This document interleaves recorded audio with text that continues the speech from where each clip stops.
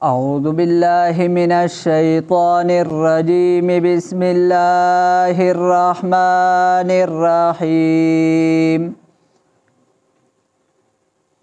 سبحانك لا علم لنا إلا ما علمتنا إنك أنت العليم الحكيم يا أيها الذين آمنوا إنما المشركون نجس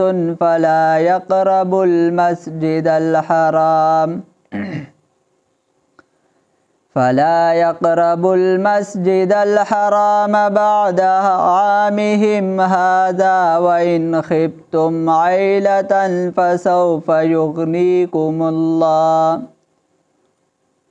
يغنيكم الله من فضله إن شاء إن الله عليم حكيم دو سورة توبه دعوة والقتال في سبيل الله تعالى سورت کې د سالورو ډلو ذکر کې د مشرکین آل کتاب منافقین او مؤمنین سورت کې د منافقینو آدرش پیتا نخي اغا وهم ذکر کئی د سورت پاولا عیسیٰ کې د مشرکینو د ډلې بیان کې د داغی صفات اغی ذکر کړل مخ کې آبل وهم ذکر شو لقد نصرکم الله فی مواطن کثیرة ویوم حنین زکا چې په جنگ کې آغا وهم راتلو چې خپل خپلوان د لراشي په جنگ کې د نبی علیہ السلام خلاف نو هغوی ته به بیا نګورې آباؤکم و ابناؤکم و اخوانکم که هغه پلاران وي که زامن وي ستاسو کورونه وي یا دا شان ماماګان وي رشته داران وي نو دا غي سره با جنگيږي چې کله خلاف د نبی عليه السلام دلا مخلرالل نو هم راتلب لقد نصركم الله في مواطن كثيرة ويوم حنين چیرا مونږ دای او اجنو نو اسنا چې کم شو نو دپا د وهم او شوا چې جنگ حنین ته وګورئ پاغه کې تاسو ډیر وای نو شکاس مو اوخواړه او جنگ بدر کې لګوي نو پاغه کې دلا الله رب العزت فتح درکړه دا د الله رب العزت د طرف نه او دل دې آیات کې هغه بل وهم هغه ذکر کړي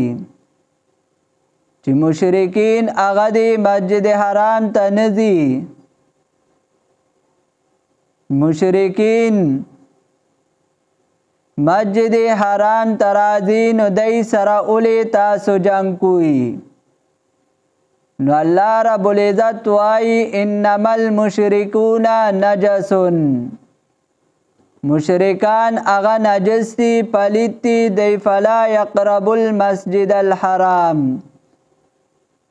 نو دی مسجد حرام تا اغی تا مپریک دی یا ایها الذین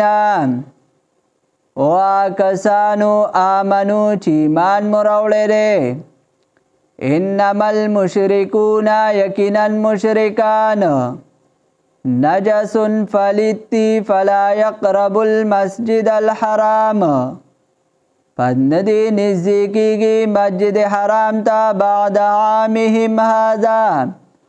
پس دکال د دوینا چې داده وَإِنْ خِبْتُمْ عَيْلَةً او که یریږئ تاسو د غریباینا فَسَوْفَ يُغْنِيكُمُ اللَّهُ مِنْ فَضْلِهِ نظر دے چې الله با مالداری راولی تاسو لرا من فضله د خپل فضلنا ان شاء کچری خوخشی کتاسو یریږئ په دې باندې چې یاره دا مشرکینو سره زمونږه لین دین دی دی مشرکینو سره مونږه تجارت کوو نو کته دینا یریږئ چې دی مونږه منع کو د مسجد حرام نه نو دی به مونږ سره هغه تجارت هغه به بس کی هغه لین دین هغه به مونږ سره بس کی نو زمونږه به غریبانان شو نه مالداری او غریبی دا الله رب العزت راولی چې دا الله رب العزت خوښه شي نو مال دولت هغه ول ډیر ورکی او چې خوښه نوي که یو انسان ټول ورځ شپه ورځ په ځان باندې یو کړي خو چې دا الله رب العزت د طرف نه ولا نوي نو هغه که ځان ډیر ستړی کی نو هغه مالداري دی نشي ان شاء کچر خوښه شي د الله ان الله یقینا الله علیم حکیم پوا او حکمت والده قاتل الذین جنگ اکیدا کسانو سرا تدی زینا دو سورت دویما عیسا شروع کئی پدیگی دالی کتابو کبائی اغا بیانی داغی پلیتائی اغا پکی ذکر کئی قاتل الذین جنگ اکیدا کسانو سرا لا یؤمنون باللہ چیمان نرالی پا اللہ باندی ولا بالیوم الاخر او نرز باخرت باندی ولا یحرمون او حرام نگنی ما آغا حرم اللہ چه حرام کلی دی اللہ ورسوله او پیغمبر داغو دی آغا سیز حلال گنی چه کم اللہ رب العزت حرام کلی دی یا ما حرم اللہ ورسوله تدینا مراد یا قرآن او سنت دی چې دا یهود قرآن او سنت د نبی علیہ السلام احادیث اغا نمانی یا تدینا مراد تورات او انجیل چې دا قرآن او سنت سکے چې تورات او انجیل اغا هم نمانی ولا یدینون دین الحق او غاړه نګدي دین د الله ته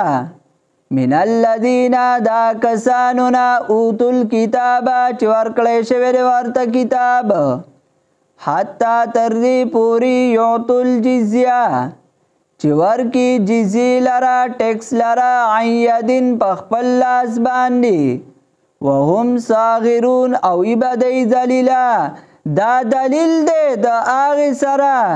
چې معاهد او اهل ذمه چې په دارالاسلام کې اوسیږي نو دی به ټیکس ورکوي او هغه ټیکس هغه به تینه په ذلت سره اخیستی شي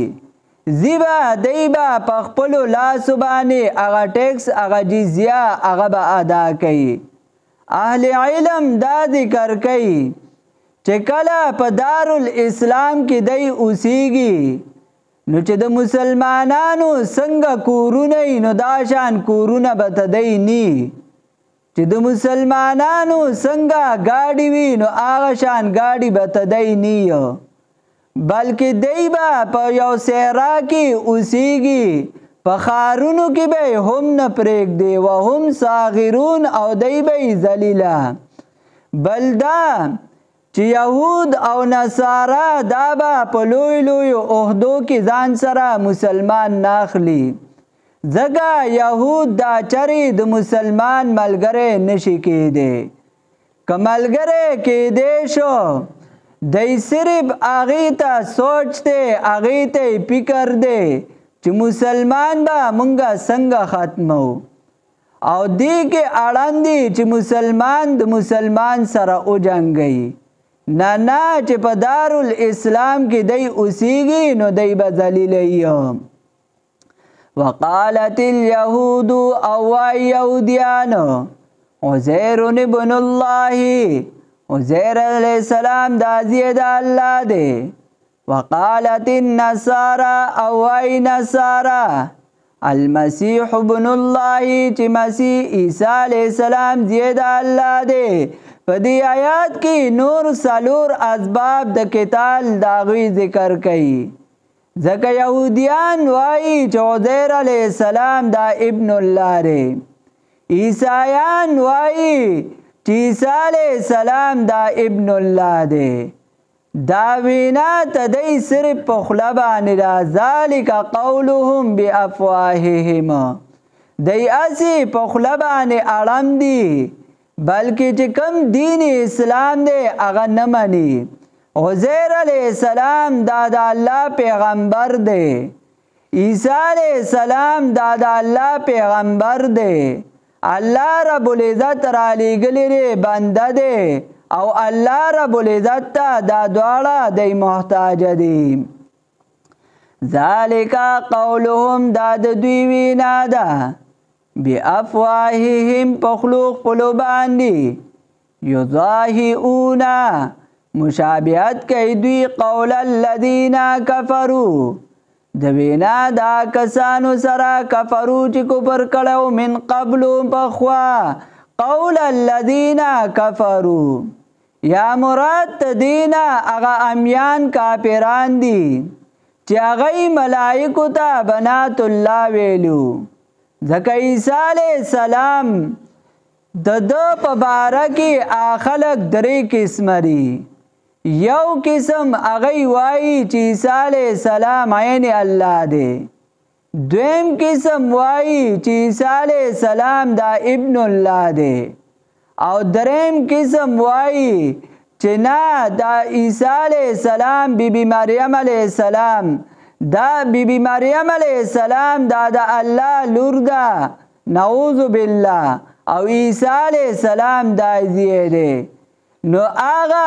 امیان کافران هغه وایي دا بنات الله دی. یا مراد دینا هغه مشران ته دوی دي چې دوی په کفر کې د هغې تقلید کو چې هغه یو بوذیو او دویم براهیمه دا لوی کافران تیر شوي